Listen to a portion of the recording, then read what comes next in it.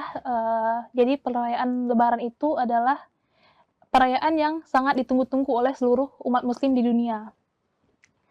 Jadi yang mana kenapa kita bahagia? Karena kita sudah menjalankan ibadah puasa selama 1 bulan penuh.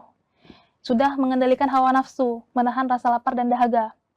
Juga sudah meningkatkan amalan ibadah-ibadah kita yang lainnya seperti qiyamul lail, sedekah, dan juga ibadah-ibadah yang lainnya.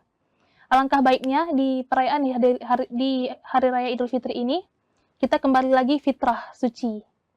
Kita kembali lagi untuk meningkatkan amal-amal ibadah kita yang udah kita lakukan selama sebulan Ramadan yang sebelumnya. Jadi kita tingkatkan lagi, kita istiqomahkan lagi amalan-amalan ibadah yang telah kita lakukan. Karena kalau kita sudah mengistiqomahkan amalan-amalan yang udah kita lakukan itu, berarti itu adalah tanda bahwa ibadah-ibadah kita yang di luar Ramadan itu sudah diterima oleh Allah Subhanahu wa taala. Jadi ibaratnya itu kita seperti sedang les berenang atau les menyupir gitu.